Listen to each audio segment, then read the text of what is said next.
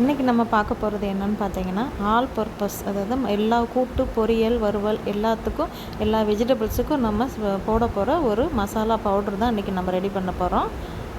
Welcome to Jamuna Saravana. இன்றைக்கி நம்ம சேனலில் என்ன பார்க்க போகிறோன்னு பார்த்தீங்கன்னா, வெஜிடபிள்ஸுக்கு யூஸ் பண்ண போகிற ஒரு மசாலா பவுடர் தான் பார்க்க போகிறோம். அதுக்கு முன்னாடி நம்ம சேனலை சப்ஸ்கிரைப் பண்ணாதவங்க பண்ணிடுங்க, மறக்காமல் பெல் பட்டனை கிளிக் பண்ணிடுங்க. இன்றைக்கி 1/4 கிலோ பீட்ரூட்டு, 1/4 கிலோ கோவாக்காய் எடுத்திருக்கேன். கோவாக்காய் ஃப்ரைக்கும் பீட்ரூட் பொரியலுக்கும் நான் அந்த பவுட்ரு எப்படி நான் சேர்க்குறேன் அப்படிங்கிற வீடியோ தான் இன்றைக்கி நம்ம பார்க்க போகிறோம். பீட்ரூட்டை வந்து தோல் சீவி எடுத்துருக்கலாம். அதே போல் கோவாக்கான்னு பார்த்தீங்கன்னா ஆந்திரா கோவாக்காய் தான் எடுத்திருக்கேன். இது கசப்பு இல்லாமல் இருக்கும், நீளமாக இருக்கும். அது 2 நம்ம கட் பண்ணிக்கிறலாம். இப்போ பீட்ரூட்டை வந்து சின்னதாக கட் பண்ணி எடுத்துக்கலாம். ரொம்ப பொடிசாக கட் பண்ண வேண்டாம். எந்த அளவுக்கு நம்ம கட் பண்ணி எடுத்துக்கிட்டால் போதும். அதை குக்கரில் போட்டு ஒரு 2லேருந்து ஒரு 3 விசில் வரைக்கும் வச்சா போதும். ரொம்ப வச்சிங்கன்னா குழஞ்சி போகும். எப்பயும் போல் நம்ம வெங்காயம், கருவேப்பிலை போட்டுட்டு தாளித்து விட்டுக்கரலாம் பீட்ரூட்டை.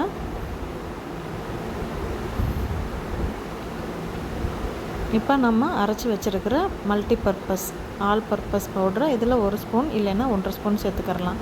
நான் இதில் வந்து பச்சை மிளகா நான் சேர்க்கலை. அதுக்கு பதிலாக நான் அந்த பவுட்ருலேயே வந்து நான் வத்தல் இன்னும் எக்ஸ்ட்ரா நிறையா பொருளெல்லாம் சேர்த்துருக்கேன். அது என்னன்றதை நான் வீடியோவில் லாஸ்ட்டில் சொல்கிறேன். அதே போல் பார்த்திங்கன்னா கோவாக்காவுக்கு 1 ஸ்பூன் 2 ஸ்பூன் எண்ணெய் விட்ருக்கேன். 1 ஸ்பூன் அளவுக்கு சின்ன ஜீரகம் சேர்த்துருக்கேன். கோவாக்காய்க்கு வந்து கொஞ்சம் வெங்காயம் அதிகமாக சேர்த்துக்கிட்டால் ரொம்ப டேஸ்ட்டாக இருக்கும். வெங்காயம் வந்து நல்லா வதங்கட்டும். நான் எதுக்குமே வந்து பச்சை மிளகாயோ வத்தலை எதுவுமே நான் சேர்க்கலை. அப்புறமா கொஞ்சமாக கருவேப்பிலை சேர்த்துக்கரலாம்.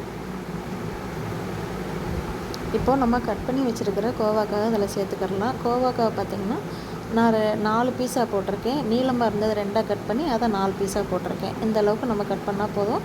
ரொம்ப பொடிசாக கட் பண்ணிங்கன்னா குழஞ்சி போகும். இது வந்து தயிர் சாதம், லெமன் சாதம், ரசம் சாதத்துக்கு கூட சூப்பராக இருக்கும். சாம்பார் சாதத்துக்கும் இன்னும் நல்லாயிருக்கும். எல்லா ஒரு குழம்புக்குமே வந்து கோவாக்காய், பீட்ரூட்டு எல்லாத்துக்குமே வந்து சைடிஷ்ஷு சூப்பராக இருக்கும். நம்ம கோவாக்காய் எல்லாம் பார்த்திங்கன்னா நல்லா வெந்துருச்சு. இதுக்கு நான் ரொம்ப தண்ணியெல்லாம் ஊற்றலை. லைட்டாக தொளிச்சு விட்ட அளவுக்கு தான் நான் தண்ணி ஊற்றிருக்கேன். தண்ணி ஊற்றினோன்னா ஒரு மாதிரி ஒரு கொழப்பு தண்ணி வந்துடும். பார்த்திங்கன்னா கோவாக்காய் ஃப்ரையுமே ரெடி ஆயிடுச்சு. இந்த பவுடரை நான் இப்போ 2 ஸ்பூன் அளவுக்கு சேர்த்துக்கிறேன். நான் நம்ம அரைச்சி வச்சுருக்கிற பவுட்ரு இந்த கலரில் தான் இருக்கும். இதுக்கு வந்து நான் என்னென்ன சேர்க்க போகிறேன்னு பார்த்தீங்கன்னா, நிலக்கடலை 1 கப் அளவுக்கு. நிலக்கடலை வந்து நான் பச்சை கடலை தான் போட்டிருக்கேன். அதை வந்து நல்லா ட்ரை பண்ணி எடுத்துக்கலாம். அப்புறம் பார்த்திங்கன்னா அதே கப்பில் வந்து ஒரு 1/2 கப்பு வந்து மல்லி எடுத்திருக்கேன். தனியா கொஞ்சமாக கருவேப்பிலை சேர்த்துருக்கேன். அதை எல்லாமே வந்து அந்த பச்சை ஸ்மெல் போகிற அளவுக்கு நம்ம வறுத்து எடுத்துக்கணும். அதே போல் பார்த்திங்கன்னா வெள்ளை உளுந்து நான் சேர்த்துருக்கேன்.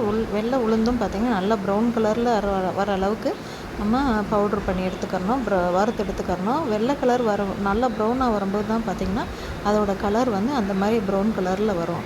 இப்போ நம்ம வறுத்து எடுத்ததெல்லாம் சேர்த்து ஒரு நல்லா ஆற வச்சு மிக்ஸி ஜாரில் கொரகொரப்பாக அரைச்சி எடுத்துக்கிறலாம்.